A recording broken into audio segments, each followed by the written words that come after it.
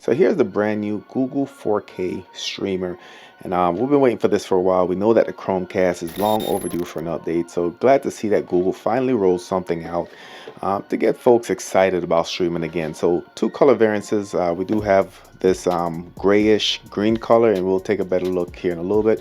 But also comes in white, as it did in the old Chromecast. So I did order both, and probably do a giveaway. But today we're unboxing the elusive Hazel Google TV Streamer 4K.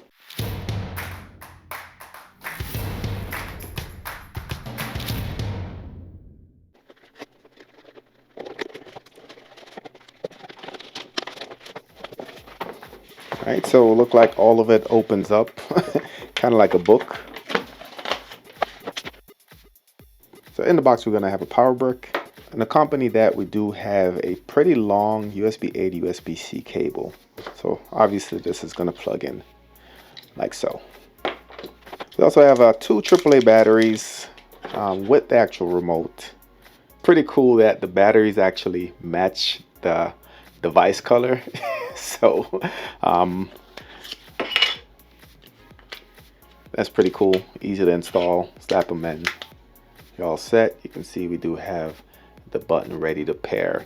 So going over the remote, we have our navigation up top, back button, home button, voice action or Google Assistant, mute, volume up and down. We have a dedicated YouTube, Netflix, power, and this is going to be either your favorite or something that you can customize. Microphone built in, as you can see, and we do have the IR right there as well. Pretty cool looking remote, just to give you guys a comparison versus the older remote. Some changes that I like.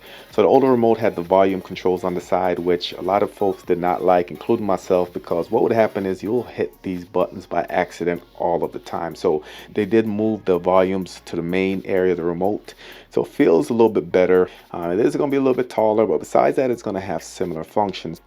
Now over to the box itself, this is a very minimalistic design, very slim. As you can see there, it does slope up drastically. On the top, it's going to have a nice rubbery feel to it. On the bottom, this is all a rubber leg, so it's going to stay in place whenever you set it down. And of course on the back, we have a couple buttons. We have some indicators, our LED right here. We do have our remote finder button right here.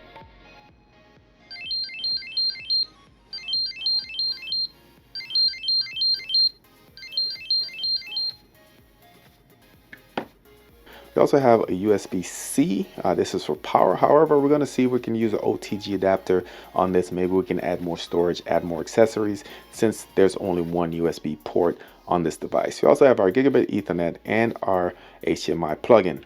Now, one thing I definitely want to do for you guys is do a side-by-side comparison between the ON 4K Streaming Pro and the new Google TV streamer. So both are these going to be similar in my opinion, similar specs, similar ports. Google TV is going to be $99. The ON 4K is going to be $50. So definitely do a side-by-side. Let me know in the comment section if there's another device you think this should be compared to versus the ON 4K Streaming Pro.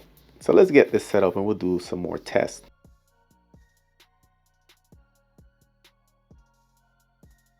Alright, so pretty standard Google boot up, the Google logo. Alright, so we're going to press the back and the home button. Alright, remote has been found. And we're going to go ahead and select our language. Alright, so with this, the cool thing about this is that you can set it up via QR code, which tends to be a little bit faster, or you can set it up on your TV instead. So let me go ahead and try the QR code option.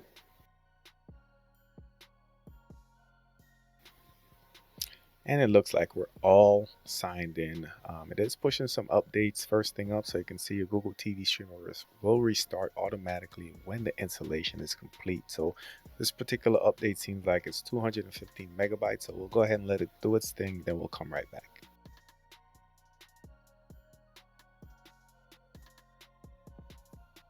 Get the most out of your Google TV, so you can add your Google Photos, multiple profiles, kids profiles. All right, so we're just going to skip that for now. And for you guys that have use Google TV, whether it's on the old Chromecast or Google TV or the on 4K Streaming Pro, this is essentially going to be the same thing. So you can see up top, you're going to have your recommendations. Below that, you're going to have your apps. All right. So just so you know, these are apps that I have chosen to install. So I've chosen to add Netflix, Prime Videos, Disney Plus, and Hulu. I did not. You have Free Play, YouTube TV, and so on. We have the free live channels, top selling, popular. All right. So what I noticed overall, this is really smooth, guys. This is pretty smooth. So up top, we're going to have our account for you section, which we're just at. We have our live TV section. So I did a video a couple days ago showing you guys how to add these live channels. Pretty straightforward. Check that video out. We have our apps. We have our library. Nothing yet. Search. We have our settings over there. So within the settings, you have your Wi-Fi, screensaver, audio input, Bluetooth. Do have optional feature that we can finish setting up. But let's hit the gears icon. Right. So display and sound. Do have CEC control built in. Match content frame rate. Resolution is automatic. But this is a 4K streaming device, but currently I'm connected to a 1080p screen. Advanced display options, sound, audio options. As far as the audio options, do have a couple options there. We have a leveler and we have a dialogue enhancer. Do have advanced audio settings, so enable formats are supported by audio device. So we have surround sound, manually select or disable. If you click on that, you do have the different audio options that you can play with, guys. You have Dolby Digital, Dolby Digital Plus, Dolby True HD. We have Dolby Atmos with Digital Plus. We also have DTS, DTS HD, and DTS X. So if you guys have a crazy surround sound system, you should be able to get a lot of different options to configure your audio. So as far as the system settings, if I go to my About section, just name Office TV. Let's click on update, see if anything's available. All right, so my system is up to date. So let's go back. We're going to check the version here in a little bit. Device name, status, network. All right, we are running Android 14. Security patches there. We do have our Netflix ESN as well. All right, here's the build number. Let's go back again. And our storage. So this is just with a couple apps installed. So you can see total space is 26 gigs, but if you click on that, you can kind of see a breakdown of where they're used. So far the apps that I have, 1.2 gigs used, some cache, but good thing about this is that we still have 23 gigs available. So for this, we do have a lot of storage to play with, guys. We can free up some storage, so we do that. You can clear your cache or you can uninstall some apps. I know Disney Plus I didn't install. I don't have a subscription, so I'll go ahead and remove that. Hulu is another one. Go ahead and remove it. HBO Max, I don't have a subscription. Go ahead and remove that as well. All right, so everything else would be pretty good. I'll go back home, you can see that those apps are now gone. Google did give us some app by default, whether you check them or not, so I was able to essentially remove those. Google Home Remote is going to be pretty cool. Let's give it a couple tests. What's the temperature like in Albuquerque, New Mexico? All right, so it's going to give you that information there, full screen as well. When is the next Miami Dolphins game? All right, tells you September 30th, we're going to lose to the Titans, and October 6th, we're going to lose to the Patriots. Play Squid Games on Netflix.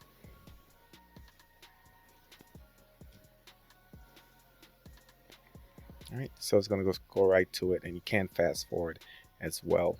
So all those options are going to be there. You can also use this to control your temperature if you have a thermostat connected, if you have your lights. Turn lights off. Let's go ahead and turn them back on. Turn lights on. All right, so it actually turned those on. Pretty cool. All right, so I'll have to play with that. It looked like it was actually turning every single light on and off. I'm sure someone's going to be upset about that. As far as the streaming, like I said, Streaming is going to be really good on this. This is 4K, as you can see there. Let me go ahead and we'll set the quality here. Go to my settings. All right, quality. That's maxed out. But let's go ahead and we'll turn on Stats for Nerds. And just Stats for Nerds is a really good way to kind of see how your device is performing, guys. So you can see, gives you the viewpoint, the frames, the optimal resolution, as well as your color space, network activity, and so on. So one thing I like to look at is the frame rate. So you can see of 1500 only drop 1 frame, which is really good. Network is really healthy as well, but overall this is going to do a great job when it comes to streaming, whether it's Netflix, your Prime videos, or anything else in between. Another question that's going to come up is, will the new Google TV work with an OTG cable? So how this will work is this will go into the device, this will be connected to power, and then this will leave us a USB port to use how we feel fit. There are different variances of this. Some have multiple ports, some have one, but we want to test this one out and see if it works. So first I'm going to plug the power in to the power here, and I'm going to go ahead and plug in the power into the device.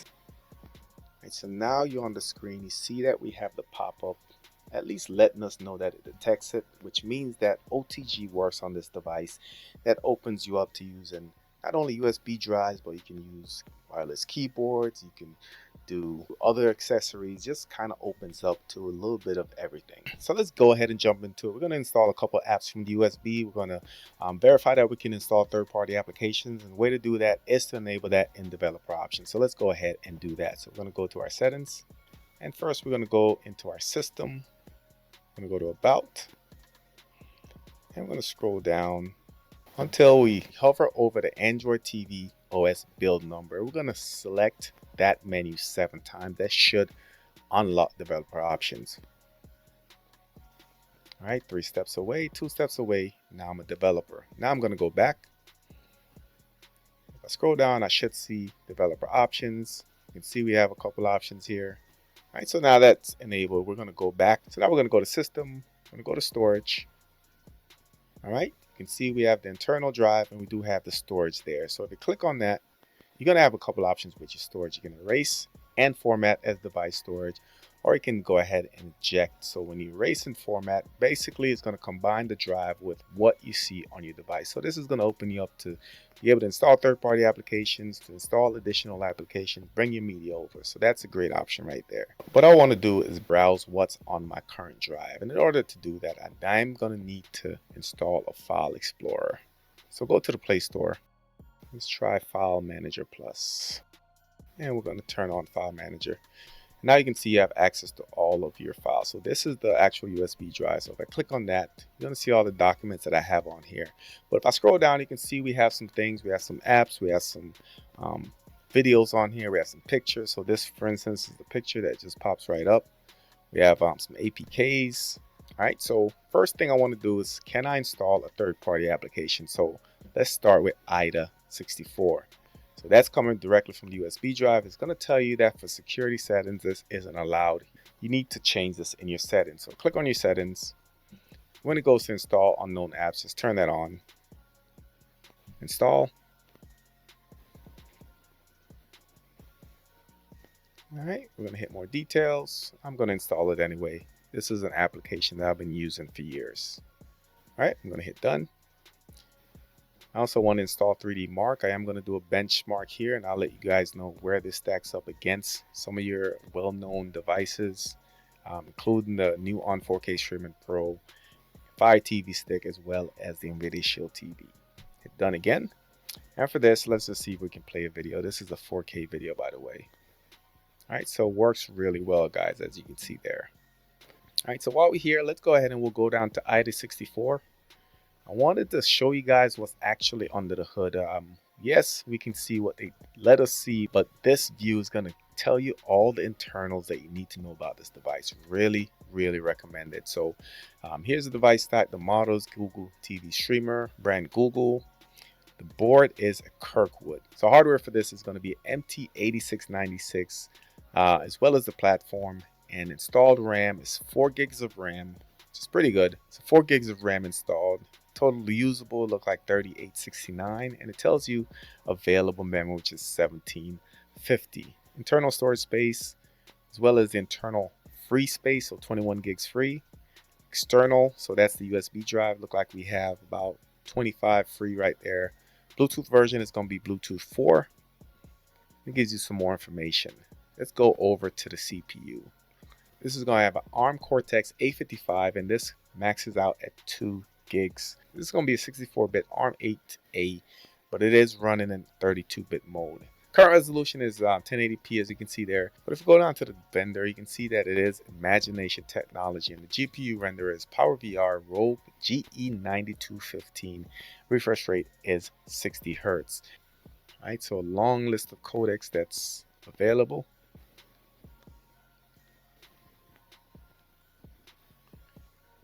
And here we are in the About section.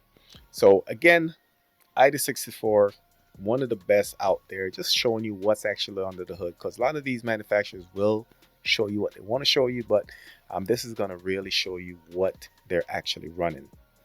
So next we're going to go ahead and do a benchmark. So here are the benchmark results, and as you can see, I did score 639 overall, and I'll compare this to the other devices here in a little bit.